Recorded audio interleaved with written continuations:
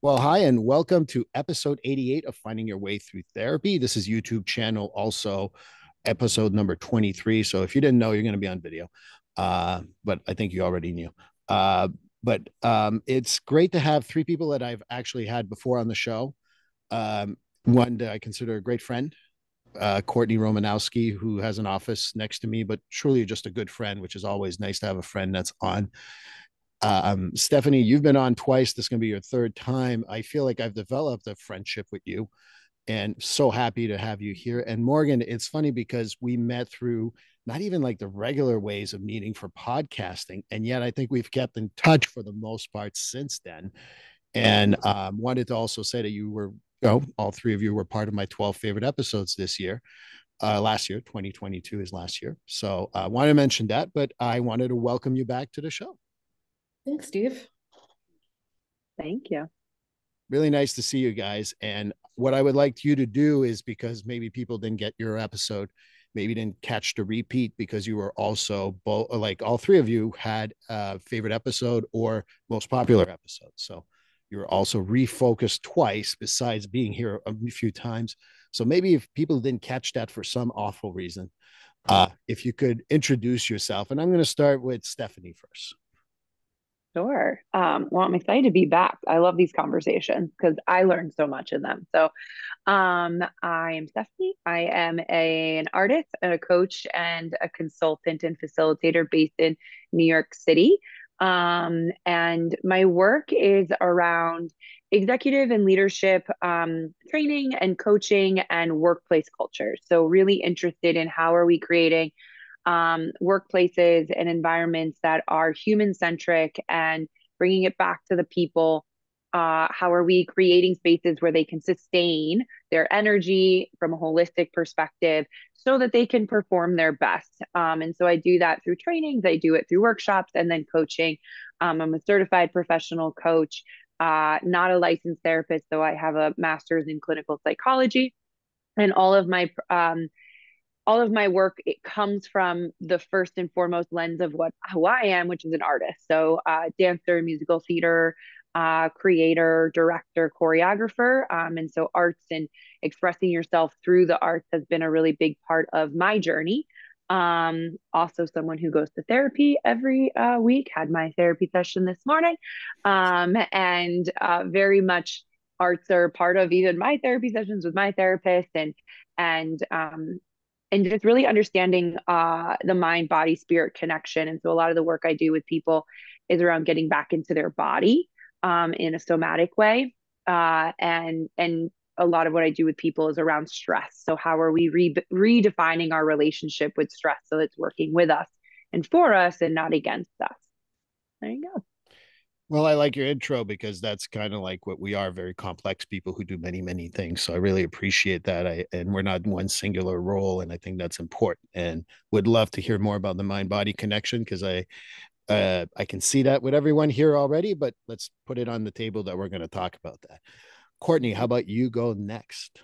Sure. I am Courtney Romanowski, licensed mental health counselor, registered dance movement therapist through the ADTA, American Dance Therapy Association. I am in Framingham, Mass, just outside of Boston, and I work with adults with mood and anxiety symptoms.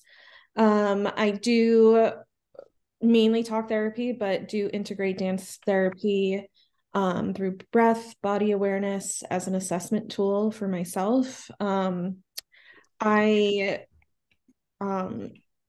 am also certified in restorative yoga, which I am figuring out how to integrate even more into my therapy sessions, but which I utilize for myself. I'm also in therapy. I've been in and out of therapy my adult life, which I highly recommend that all therapists and coaches and everybody do. I'm trying to think what else.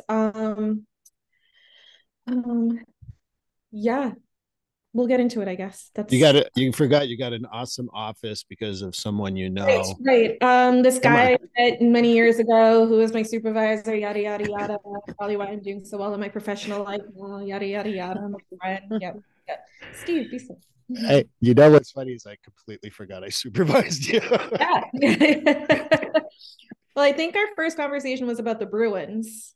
Yes. And then we talked about like therapy and stuff, but Yeah, well, we still talk about hockey, except Montreal's still having a lot of trouble. So let's up and just to put it out there on Stephanie's website and Courtney's website, we also did a great handout for the breath, and we did that a few months ago.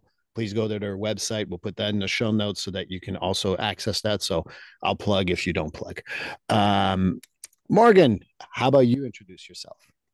All right. My name is Morgan Beard, and I currently go by Muunie, which is my artist name as a musician, um, and a childhood nickname as well, because part of my journey of becoming an artist was embracing my childhood passion of singing and kind of like celebrating that little girl that I had spent most of my life totally burying.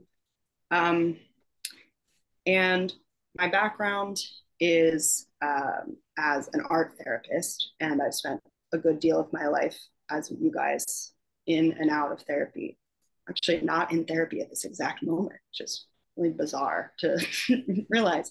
But I'm currently acting as a creative life coach and an intuitive healer. And some of my practice is grounded in what I learned training to be an art therapist from the self-expressive angle. But it's a lot of what I do is much wider now, doing the connection with the mind and the body and the spirit, to really just help people get freer, feel more alive, and kind of radiate across all of the disciplines of their life and their personal lives and their professional lives, whatever they bring to me. I use a lot of guided meditation and visualization that I do with clients.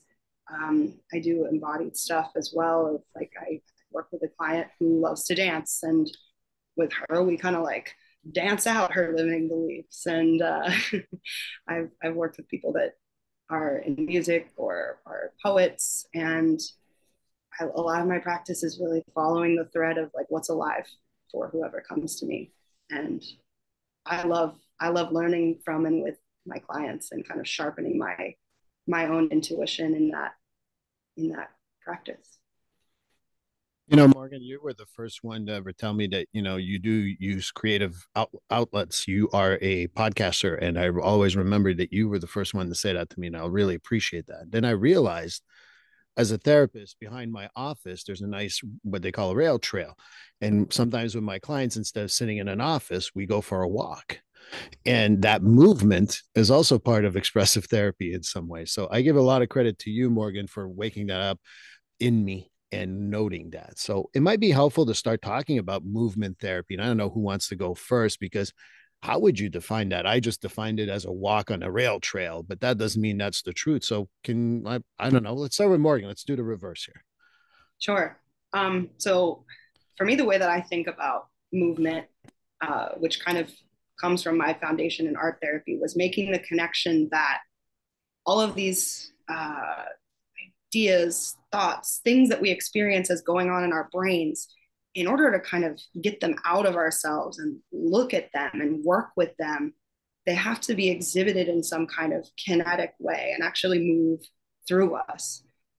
Whether it be through putting pen to paper or through doing a dance move, whatever it is, it gives that thing that's inside of us a pathway to come out, a pathway to freedom, so that we can walk lighter without it. Or sometimes just, we write a journal entry and then we can look at this object that was sitting in us with a different reflective distance and a different perspective, which allows us to be in a more mindful posture, and then we can make a different choice about, well, who do we want to be next. But really, I think movement allows us to operate as a channel.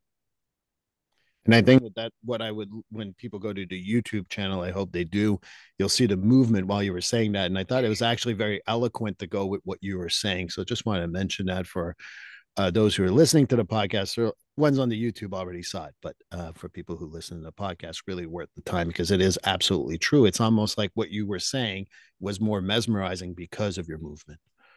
Yeah, and it's something I've always been a kind of big gesticulator, but now that I'm more attuned to how energy flows in and out of people and between people, and especially when I'm working with clients, it's like I'm feeling what they're feeling, and I need to give it a pathway out too. I love it. And I was going to go with stereotypes. Quebecers talk with their hands too, and Italians do that too. So I just wanted to Italians, say yeah. What are you talking about? that. So, but not just going with stereotypes. Got to be careful here. We're being recorded. Courtney, how about as an Italian, what would you say? What do I think? Yeah, so last time I was on the episode, I referenced the American Dance Therapy Association's definition of movement therapy. And this time I just, from my own experiences and from my own beliefs, that movement is how we relate to each other, ourselves, our environment, our emotions, our thoughts, whether we are doing it out of habit or expression, communication, gesture, for fun, whatever, whether we're aware of it or not. It's just that movement is creating a relationship or lack thereof. And I think, the use of movement therapy, again, from my experiences of introducing it to clients or even bringing it up in conversation with prospective clients, is there can be a lot of intimidation or uncertainty or fear. And I think that actually relates to a lot of what, again, I'll use my clients or prospective clients, but what they are uncertain of or avoidant of or fearful of themselves and how they see themselves or the relationships that they, I think the wow, words just left me. Maybe I should do it through movement instead. The reaction to movement therapy, I think, says a lot about the therapy, what the therapy itself is going to be like, talking wise too, so again, I mentioned before that I use movement therapy as more of an assessment tool, and that starts from point one of how someone even reacts to the idea of movement therapy. What am I noticing in that? And what I'm going to notice here is that you were having trouble with your words. You did some movement and found those words. Just want to note, just saying. It's magic. Stephanie, how about you? How do you see, movement therapy? How does that, because they've been very eloquent. So I don't know, putting you on the spot here. Yeah. So the first thing that came to mind for me is that movement. Well, the first thing that came to mind for me is I used to teach dance at a private school here in New York City, and I taught sixth grade to 12th grade. And one of the first things I would do in the sixth grade class, and they had to take it. They didn't elect to take it. They had to. So you had various degrees of engagement. And the first thing we would do on the during our first class I would say, how do we define dance? And one of the things that I thought was really special was that over the years, they would say things like communication through movement, which I thought was really wonderful, because sometimes dance can get this idea that it's, a 5, 6, 7, 8, and like, chorus line or like whatever, and that you have to be good at it, right? And really this idea that dance is expression or communicating through movement. So that was the first thing that came to mind. And then the second thing that always comes to mind is that is the first way we all communicate as babies, is through movement. We can't write, we can't speak. We're not formulating thoughts. The only thing we can do is move, right? So part of my practice, I have an MFA in dance performance and choreography, and part of the somatic work that I've done, body mind centering, it's all also on like patterning your body from like crawling. So we spent a lot of time on the ground crawling and understanding push, pull, and yield, and like there you can get totally certified in just like watching infants and how that shifts to like when you're standing, we can actually look at, you can see from a baby's crawling what misalignments they will have standing. And because it's all about alignment, right? So, uh, where am I going with this? Oh, so the movement, we all have access to it. And I say all because every body does, no matter what your body looks like, and maybe some limitations and everything like that. We all still have access to our body.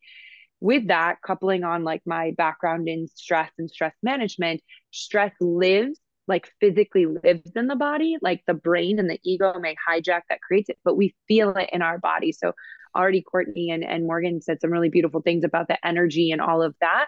And we saw that like when people get stuck, whether that's mentally, emotionally, and all of that, you move and all of a sudden something goes, right? So I always say like emotions are energy in motion. And so when we're not learning how to feel a sensation, right? So sensation's not even an emotion. We just quickly go there. But when we're able to experience a sensation and then be able to find that mindfulness to pause and go, what is this sensation? What am I feeling? And being able to name that and then express that. And sometimes it's not through words, right? So I train a lot of parents on how to be more coach like with their, I call them their students, but they're their kids, but also I guess they're students in some weird way. And a lot of times they'll say, like, I ask them a question and they can't answer in words. I'm like, ask them to make it in a shape, right? Like if they can't articulate verbally what they're feeling, ask them to like show it in their body, right?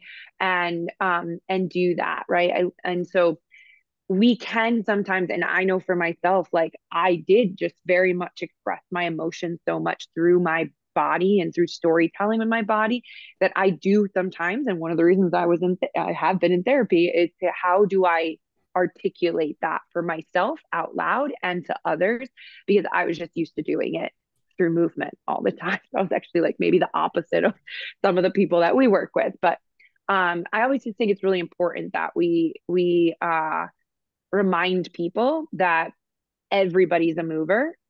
Literally, it's the first thing you ever did. And that actually all those other things around whether I'm good at it or not is like not real. And because I even like listening to Courtney of like using it as like a diagnostic thing and like understanding like, oh, what's somebody's reaction. And like when I was teaching dance for all those years and people like, I'm not a dancer. I'm like, we're all dancers. You're actually born a dancer because dancer is just moving and communicating. I'll take your word for it. But I was thinking about the 8-step that you taught me because I had no clue what the hell that was. And then really got me more curious about the music and listening to Des. And I will confess that I've actually done much more movements since talking to all three of you than I have ever done before, and more conscious of it. So thank you for all that. But it is not on video. Courtney, you wanted to say something? Well, so Steve, I was going to ask you if you consider when you go on walks with some of your clients, if you consider that movement therapy, because there's movement as therapy and then there's therapeutic movement. And I think it can be interesting to kind of explore the differences and the similarities. I don't have the knowledge that you guys have in regards to that, but I'll tell you from my perspective, what happens is that, they always say that men communicate better shoulder to shoulder than face to face. And when I can tell you that I heard traumas from clients that I've had for years because we were walking shoulder to shoulder, not face to face. I frankly can say that about women I've went on walks with, because sometimes it is hard to look at someone and talk about these traumas. So I don't know how I would actually characterize it, but I feel like the movement just brings this openness because there's not the judgmental look of the therapist or coach. Sometimes, my coaching clients do that too. That really helps. So I don't know what to call it. I'll turn to more you guys to tell me what it is. So, I mean, to be the dance therapy dork here, the history of dance therapy coming to formation as it is started with walking together. And so, I mean, you're doing it. You're doing movement therapy, really. And time to get certified. Exactly. Even thinking, I mentioned that breath and awareness, body awareness is a big part of my how I use dance therapy, movement therapy. But sitting and breathing with somebody, again, kind of gets back to what I was saying about the movement as relationship. And it counts. It all counts. So yeah, standing next to somebody, sitting with somebody, walking side by side, not saying anything is still, I think, movement therapy. It's so funny you say that, Courtney, or it's not funny. I don't know why we use the word funny, but it's interesting that you said this, Courtney, in the sense of going back to the breath. Is that going back to like somatic practices and like the crossover between like dance and somatic practices and like therapy. So Bartenia's fundamentals with like X's and O's and all the body patterns, and you have the 6 total body connectivity patterns. The first one is breath. And what's so wonderful about those 6 patterns is like they're physically things in your body, but they also relate to psychological things, right? So the breath being your oneness. And just the idea of like, if you are actually fully using your breath, you are moving, right? And so like a lot of times I have people do it on the ground, like lying down, so they can see how their belly is like going, or like let's place a hand on the heart and like, or the heart center in the belly and see your hands going. Or like another one is like put your hands on the side of your ribs and expand into your rib cage, expand front and back, and like using that sense of touch so that people actually realize that their breath is something that is making their body like fuller, right? And I know somebody said something about, well, you even said shaping, right? So like when we talk about embodiment, it really is like internally, like how are we like shaping inside? And the breath is the first thing that does that. That's the shape. And then it's how can you hold that shape while you're doing all this other stuff, which then becomes like the center, and you get into like head, tail, and all that. Which is all about connectedness and relationship, right? Not just with others and the environment, but of your body and your breath. And I think we all move together a lot more than we recognize. Yeah. And Morgan, do you have that experience too, or what's your thoughts on all this? Yeah, the thing that I'm thinking about a lot lately is how we can use our breath to like set the pace of our minds and our bodies, and kind of use it as a way to, I worked with someone who called it toning the nervous system.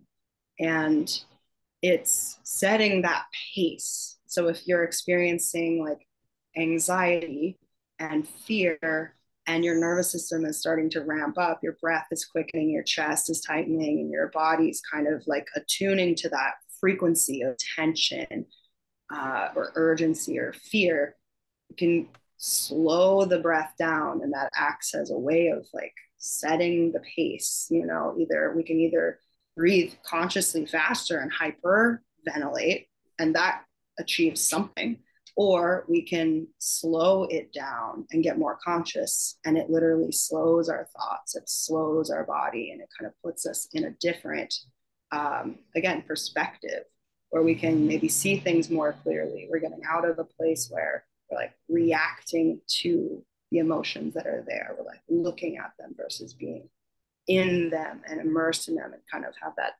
tunnel vision. So I've personally been thinking about that a lot, and trying to maintain, like you guys are saying, that connection, that relationship to the breath, as a way of checking in with myself of how present am I? How completely, fully embodied am I in this moment at any given time? And remembering to do that as often as I can. And I know my therapist does that to me too, because when we talk about difficult stuff, he says, where do you feel it? And typically it's my breath that's not normal, or if there's such a thing as normal, it's just dysregulated. And he's like, let's get back to that breathing exercise. Let's get back to breathing that properly. And I don't know if it's the same exact thing as Morgan was talking about, but definitely I think that getting regulated through my breath is something my therapist has really worked on, because and again, I don't want to share too much, but we're talking about some trauma the last time, and he was telling me about, okay, where do you feel it? How are you going to breathe it out? Is it faster? Is it slower? And try to also concentrate on that, where it's coming from, and calm it down. So I don't know if that's what you're talking about, Morgan, but definitely something that I've had with my therapist. Yeah, the other thing is that we shed like 70% of toxins just through breathing. Like you would think it's like shitting and peeing and sweating and all this like concrete stuff, but we're breathing all the time. So that's another like movement channel to release. Oh, interesting. I didn't know that. Wow. Gotta So redo what that came up for PDF. me when Morgan was talking about or expressing all of that, what came up for me was in yoga we have a whole section, like, so yoga is really the union, the yoke of the mind, body, spirit, and one of the 8 limbs. I think a lot of people in the Western world, they're like, yoga, I go to yoga class, and like, great, you're going to asana class, which is all the physical postures, right? Yet there's 7 other limbs to yoga, and one of them is breath practice, right? And so pratyama, and prana is breath, which in the yoga philosophy is your life force.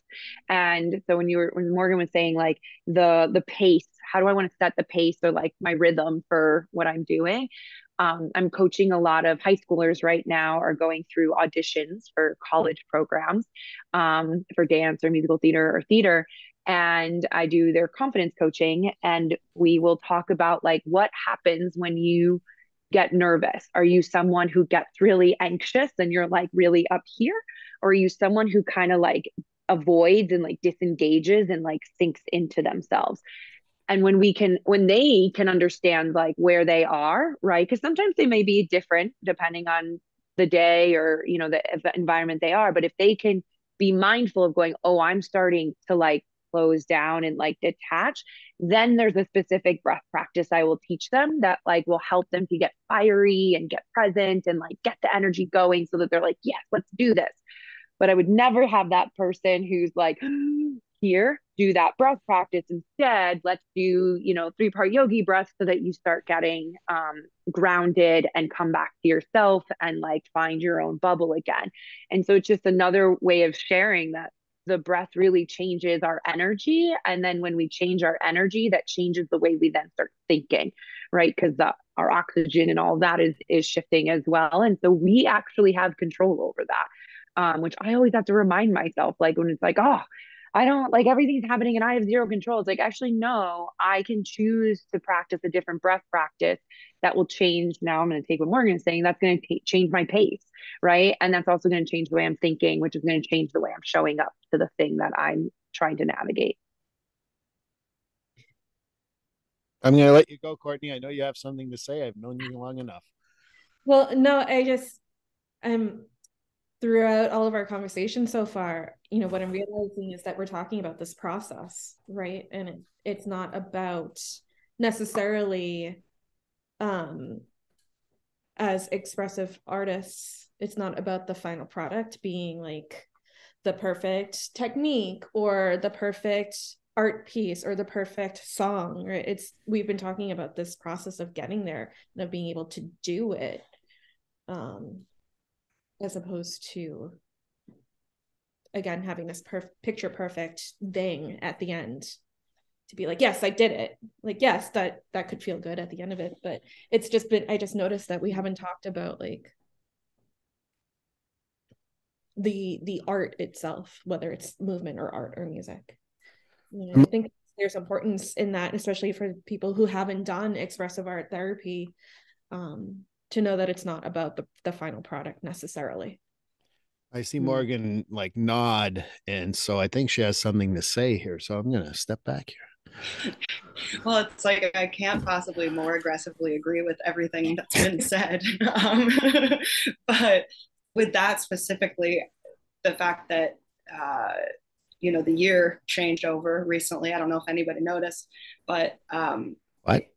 Yeah, it's January. But in the past, I've set concrete goals for myself of these like objectives that I want to reach and these tangible things that I want to have, these finish lines. And this year I was just like, actually, I'm kind of shifting my whole way of being to, instead of being like, I'm going to get this or reach this point, changing the how of just my everyday, like the how of how I live. And I'm at a point in my life right now where a lot of the concrete variables of my life are a big question mark. I'm deciding if I want to relocate, as well as other things, but living with that uncertainty. And we mentioned control. And I think that some of the practice that I've been working on is like, how do we find the stability and the security within ourselves through the breath, through the way that we approach little tasks, so that we can allow ourselves to not be in control, because there's so much of life that there's no ability to control. So it's like, how do we tether ourselves to something within us to not need external things to be those tethers? One of the things that you just mentioned made me think about one thing. We have this perception, I don't know if it's a westernized culture, but in general, in westernized culture, that we got to be in control. And if we're out of control, then that's bad. I think that the expressive therapy that I'm hearing is that it's not about being in control or out of control, but being, period. So I don't know if that makes any sense to anyone. And if you want to like say, no, Steve, you're completely wrong, I'm more than happy to be wrong. But anyone who wants to go and talk about that, that'd be great. Well, the mantra, sorry to just like jump right in, but the mantra, at least at Leslie for grad school, Morgan, I don't know if it was the same for you when you went for art therapy, but it's trust the process. And like we would joke by the end of the 2-year program of like, oh my God, we have to trust the process. But turns out that it is about the process. And because at least therapy wise, like what,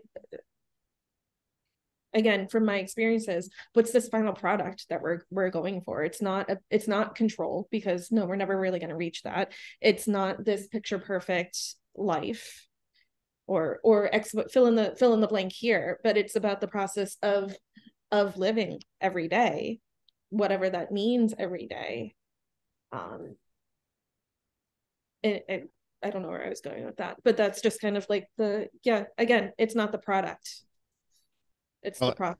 I think what you're saying is to be, basically, and not worry so much about process and product or where you're going to be. That's what I heard you say. So I don't know if that's where you were going, but that's what I got from it.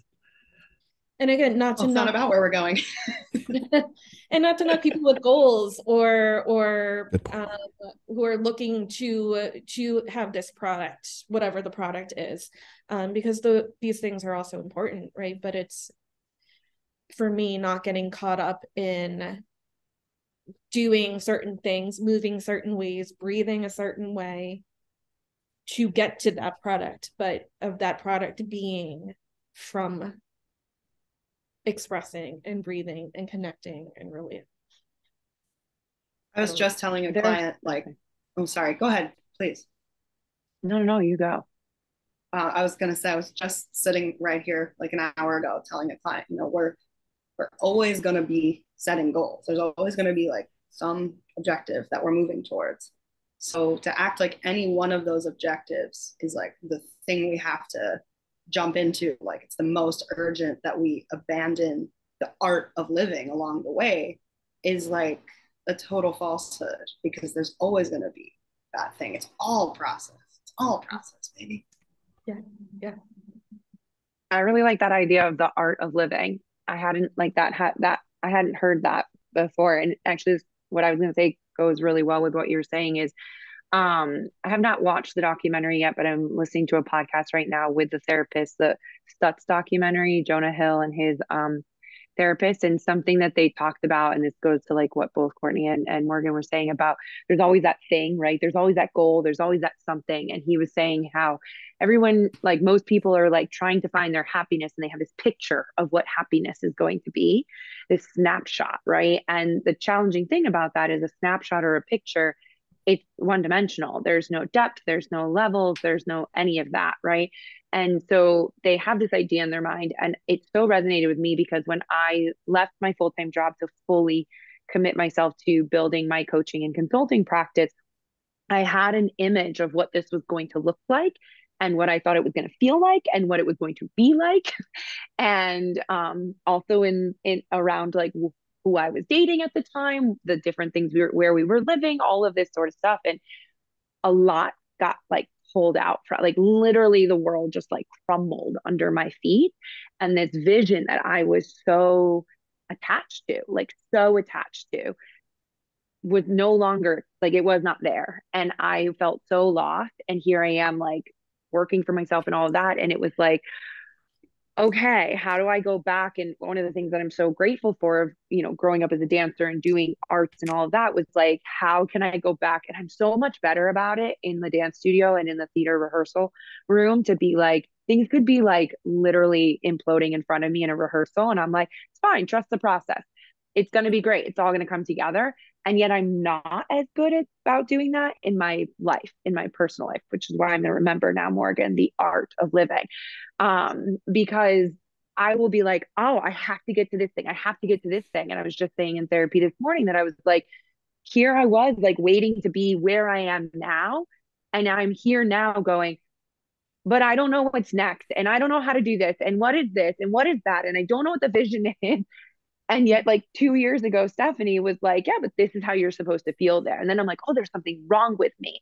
And then my therapist just kept going, like, it seems like you have a challenge with just kind of being in the nothing. And I was like, you think? No. And so it was like, well, how can we, like, what can we do for that? And what came up for me, and this is, I think, a form of therapy as well, and it's movement and all of that, was I just came back from running a race at Disney World, my second Disney race. And I'm part of a couple of the Facebook groups. And it is amazing to read people's stories of like training for, it was marathon weekend. I did the half, I didn't do the full, but they do a 5K, a 10K, a half, and a full. And there are many people that do all of them. And it's called the Dopey Challenge because literally, but they all do it. It's great and all that sort of stuff. And it was just one of those things of like, so many of them talked about the training and how the training changed them and their life. And the race was this great thing, but you can never predict what's going to happen in a race. Like I was tracking weather for up until the day I left, and it was freeze, like New York City temperatures in Orlando for my race. And like, I was like, okay, I got to figure it out. I got to do this. Right. Like, what are we going to do? Right. So that just kept coming up to me as this idea of like the process of training is actually the thing that is the thing, right? The race is what you're looking forward to and all of that. But so many people, when they step back, it's like, oh, it was actually that process that whole way through that was the thing. And it was great to run through the castle. It was great to get my medal and all of that. But if it was just that, you wouldn't do it. Well, congratulations, first of all, because I always joke around like I've done a few halves myself, and I said, "Oh, so you half-assed it? You just did a half marathon? Everyone can do that." But congratulations, in all honesty. Thank you. And the other thing I want to go back to is something we had talked about. I think when it was just me and you, Steph, and now we're going to have a group of 20 by the time I get to season 20. But one of the things I had said to you is we're human beings, we're not human doings. And I don't know if that resonates to you guys, but that's where I like, for me, when I started this podcast, I had the idea in January, but I didn't press record until May because I want to trust the process. And what we're talking about, I joked around about editing. I typically don't edit a whole lot out because I want the product to be itself. And hey, there's mistakes. There's going to be me drinking something or whatever. I don't care. That's what it is.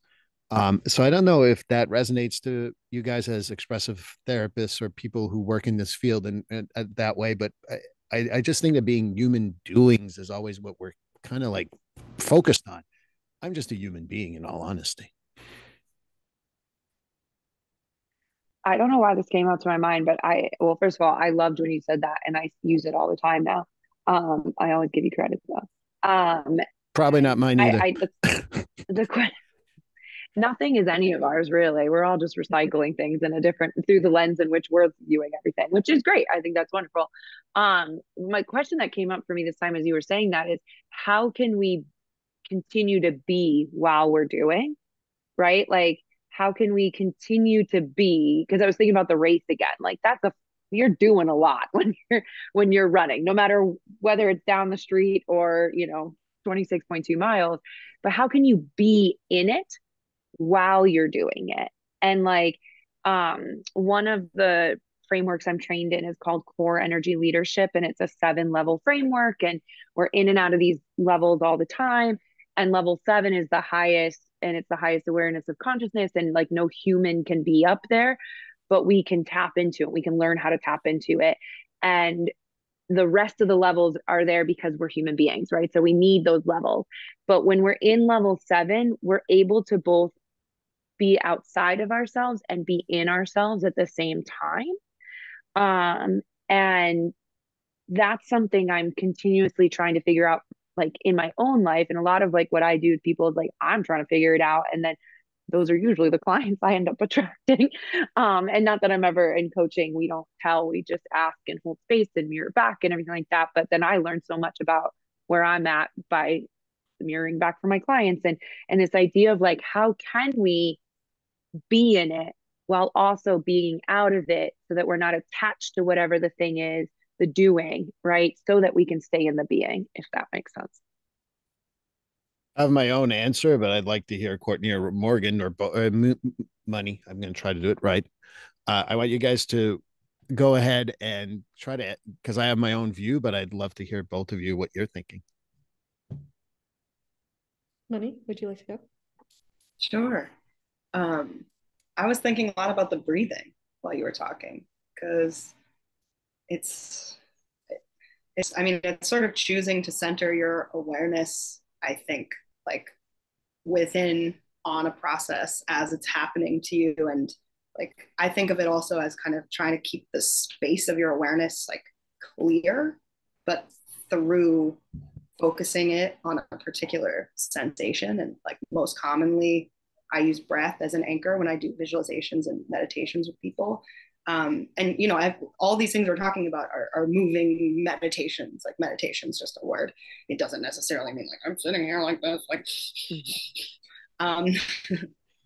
But like you can kind of like be in that attitude or that posture in anything that you're doing. Like I'm thinking about you running, and I would kind of try on the perspective of like, how do my feet feel as they like slap against the ground?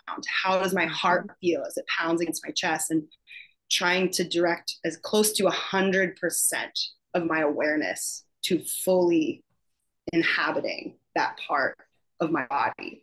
And I think I love that framework that you mentioned. I hadn't heard of that, but it sounds to me like that 7th layer is kind of the like divinity or God consciousness. And I think like the closest I get to that is those brief moments in meditation where you're just you're not necessarily like blank, because that's a hard thing to just be like, I'm gonna just be blank for like whatever 10 minutes. But those brief moments where you're like just aware of the breeze, you know, where you feel totally integrated with nature, and it's not because you're not thinking anything, but it's because you've like released the attachment to it. I like that a lot. I'm not going to follow that one, but hey, you go ahead, Courtney. Okay. Again, with the peer pressure. Thanks. I'm good at it. Yeah. Well, I'm trying to, because I had my initial thoughts when you brought it up, Steve, and now like I'm trying to link it all together.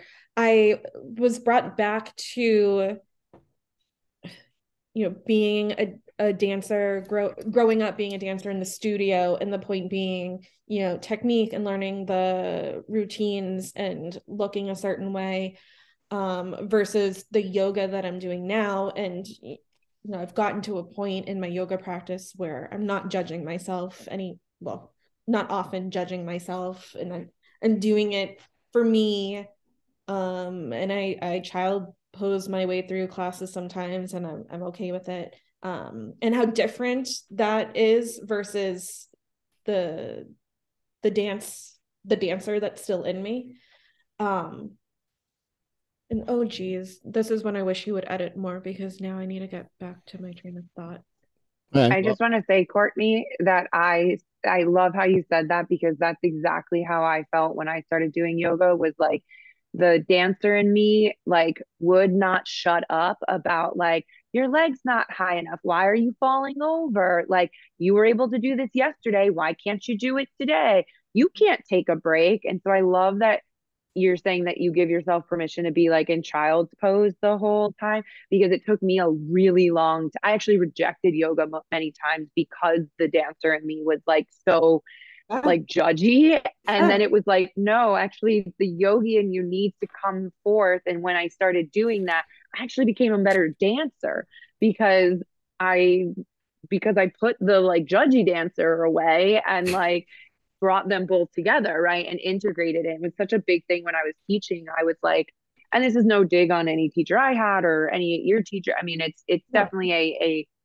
systematic problem in dance, but like you're going to be better as a dancer and you're going to perform better when like you're enjoying what you're doing, you love what you're doing, and yoga just gives you the permission to be like, yeah, yesterday you did that, today you can't. That's okay, because you're meeting yourself where you're Yes, exactly. Thank you. That actually helped my train of thought too, at. because I I can't say I've taken a lot of dance classes in the past few years. And thinking about it now, I think there's a lot of fear of going back into it and expecting it to look a certain way and to be able to do it a certain way. But now if I dance around my apartment or I do take a random dance class, I think because of the process of both yoga and therapy and expressive therapies, if I take a releve, which Steve is being on your toes, if I Thank take you. um, I'm more enjoying being in it and appreciating how my body is feeling doing it and maybe why I'm doing it, as opposed to worry about how high up I am or if my back foot is pointed. Like, who cares? I'm doing this because I feel like it and it feels good, and I'm going to stop doing it in a second because it doesn't feel good anymore, and that's okay. And just like the being as opposed to the doing. And it came the appreciating of that and the realizing that has come along the way, and it didn't just show up one morning. And that's another thought I have too about like clients who just want to come to therapy and be fixed, and like that's not how it works. That's the being in the process too. But anyways, now I'm like all over the place. But first of all, where's your magic wand that gets people cured? Because I have 4 of them that I'm selling right now. Go to eBay. And that's a plug. Um, but no, but one of the things that I want to mention is like, Courtney, you said, you lost your train of thought or what you were going to say. That means you're listening to what is being said. So sometimes when we get outside of ourselves, that's a fantastic thing. So I want to give you a lot of credit. Most people who go to your YouTube video will see me write a lot. Why? Because I have 14 thoughts. I got to write them down or I'll forget, because I want to pay attention to what everyone is saying. So that's a fantastic thing. The other thing I would say is that, the running, I always think about when I started running, I was always wondering if I was wearing the right shoes, the right shirt, the right this, and what I look like. And then I remember seeing a meme of how you think you look and then how you really look. And that's, and you can go to YouTube to go see that one. But ultimately, then I got like, oh, yeah, you're right. Doesn't matter what you look like. And to go back to how to be more mindful and how to work on that, I go back to a Buddhist principle and practice of walking. And you were saying that, Morgan. I heard you, Steph, say it, but it's walking on grass without shoes, barefooted, and just feeling the grass. Is it wet? Is it hard? Is it dry? And then doing that for a courtyard for 10 minutes. And it brings you back to the moment and being able to concentrate on that. And I think that for me, that's what I use. I mean, it's maybe not the same as everyone, but I always find that very beneficial once, maybe not in the winter time in the Northeast, but even in there, I will take my shoes off and walk on the cold cement in my basement, just so that I can have some sort of sensation as to what it feels like. And sometimes I find things that shouldn't be on the ground. So, hey, win-win. Um, but I think the other part that I wanted to bring up is that we talked about yoga significantly here, and there's always this attachment to expressive therapies and yoga. Why is that always like kind of like seen as together? I'll say why I think off the bat is I think it's something that people, I think in the Western culture here in the United States, it became like this thing, this like physical like workout craze, right? And like and so many doctors at times would say like, oh, yoga is good for you because it's stretching you. Like it's good at stretching you and you'll learn to breathe, right? Which is all fine. I'm not like putting that down. I hope that it continues, and I hope that the teachers who are teaching are really taking it in a more holistic way, because yoga is about a holistic thing. And I think once people get into classes that are really authentic and based in the yoga tradition, it starts opening you up in a lot of other ways, right? So that people come to it because they want a good workout, and they leave going, oh, wait, some things just came up for me emotionally that I have never experienced. And part of that is because you are getting into some deep poses depending on the type of class you're taking. I mean, I think right now, pigeon pose, I mean, so many people get into pigeon pose and like cry. And it's because what you're taught in yoga as a teacher is like the hips and the jaw, which are linked together, are also energetically linked to relationship, both relationship to yourself and others. And the hips can be really tight, which is also why a lot of people have back issues, right? And all of that. And so they get into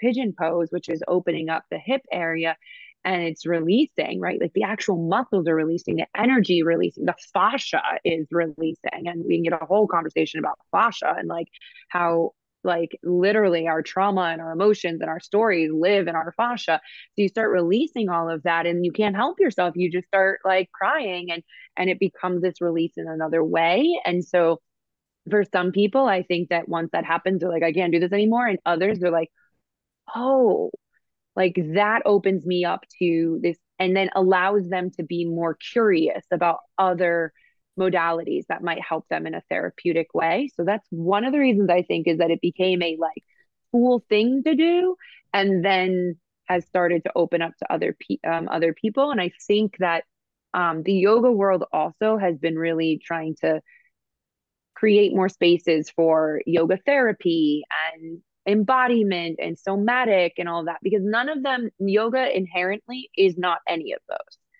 It needs to be done through a specific way. Like the point of physical yoga, like asana practices, so that you can sit in meditation for hours and get like the divine download, right? But then as a community, they've done a lot more on researching like yoga therapy, and that's its own specific thing. And like somatic yoga and embodiment practice, that's its own specific thing. So I think that's also why it's become like people in the therapy and therapeutic worlds are realizing, oh, it's not just one, it's not just the mind, right? It's all of this.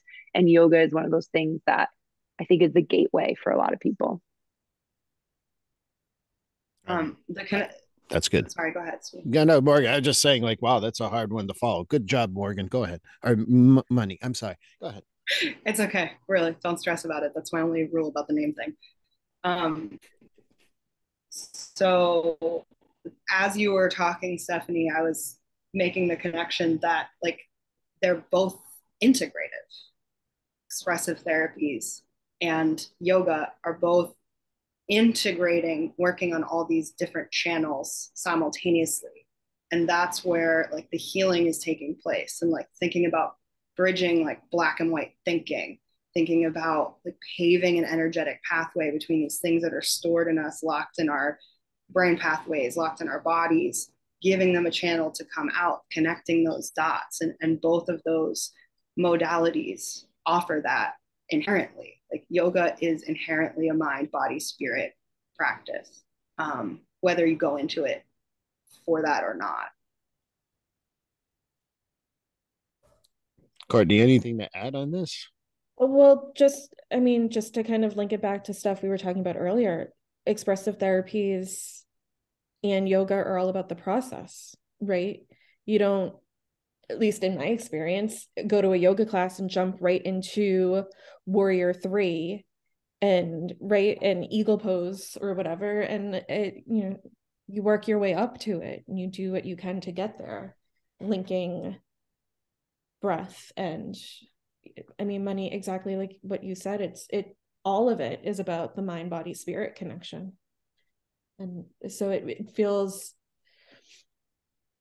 now that I'm in it, it feels like a very natural connection. Stephanie, like what you were saying, for me at the time when I started doing yoga, it just seemed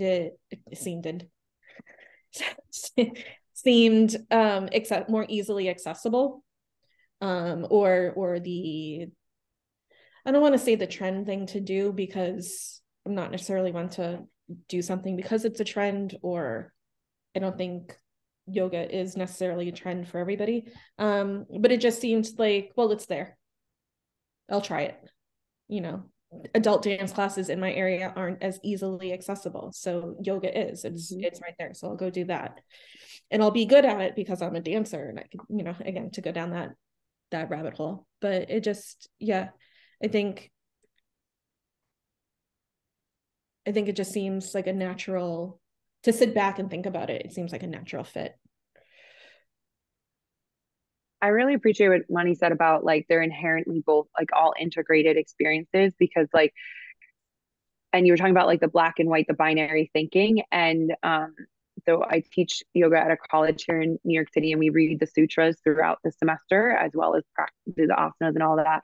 And really the sutras like are all talking about how can we get out of this like binary thinking, that like suffering is created because we think in a binary. So how can we like find the middle way, you know, which is very, you know, Buddhist, and like how are you finding the middle way? What is the spectrum? How can you have both and, right? And so at one of the practices we do after we go through, we also do like the chakras and do practices based on the chakras and all that. So after we go through all 7 of them in one class, we do yoga nidra. And one of the practices, and there's like a there's a format similar to what like Courtney was saying. We don't just jump into the long visualization. There are certain things we do in yoga nidra to quiet the mind, quiet the body, quiet everything, so that we can get to that place of guided meditation. And one of them is pairing of opposites. And so you guide the students through like, feel your body as heavy as it possibly can be. Now feel it as light as you can. And you go back and forth, and then you go, now feel both heavy and light at the same time. And then you do that with like pain and pleasure, and hot and cold and all of that. And what it's teaching us is that we're not just one or the other. How can we be both? How can we experience both of that, so that we can also like get our brain to get out of that binary thinking, because that's what's creating the suffering. And so when I think about therapy as well, whatever type of therapy, is like you're trying to not suffer as much, right? And like, at least for my experience, it's because I'm attached to this thought that, or I'm attached to this vision, or I'm attached to the thing I'm not doing right. And it's like having that reminder of like, well, but it's not binary, and you can play. And I think that's the other thing that comes back to expressive therapies and like remembering art, that it's all about playing. So how can you play with this? And so what if that seemed like a mistake? I think someone said earlier, like sometimes it's the mistakes that bring the most fruitful thing. And so really trying to think from that lens as well when you're going through the art of living. I'm now going to remind myself. Well, and all I can think of is, you know, the Buddhist principle of the four most basic ones are: life is suffering, suffering is due to desire. And I can go on the other ones, but to me, when you said that, that's the first thing that came to mind, because we want to have the right point with it. I don't know enough about dance, but, and then if we don't do it right, what does that say about us? It says absolutely nothing. It just says that your desire for wanting to be accepted is the problem. And so I can't believe it's been over an hour already. This went super fast. I really enjoyed it. I always cut it off about an hour, just because most people's attention span don't go really past an hour. But I definitely want to know how people can reach you. So how about we start with you, Steph, and tell people how can people reach you on anywhere. Sure. So on LinkedIn, Instagram, and Facebook, I'm just at Stephanie Simpson Coaching, and that's Stephaniesimpson coaching. And then my website is stephanie-simpson.com. And so you can find me on any of those and message me or whatever. How about Money? How do we reach you for help? Yeah, so I'm off all of social media at the moment. So the ways to reach me are going to my website, which is morganbeard.coach. Or if you want to find my music or the whole money thing and understand what that is, you can just Google Muunie, Muunie. Or you can get in touch with me directly through email, yes, YES, @morganbeard.coach. Courtney, you're next. Okay, folks will probably want to just use the links for mine, but it's Courtney, C-O-U-R on Facebook and Instagram, Courtney, COURTNEY _ Romanowski, ROMANOWSKI _ LMHC C _ RDNT or my website, anewdirectiontherapy.com. And I'll link all your websites, your non-social media. Congratulations, by the way, give you a lot of credit for that. Truthfully, really. And I'll put that in the show notes, obviously. And I really wanted to thank you because this, like, went so fast and on a subject that I think we can go for another 3 or 4 hours and come up with new things. So thank you, guys. Thank you, Steve. Thank you. Thank you all. Yeah, thank you.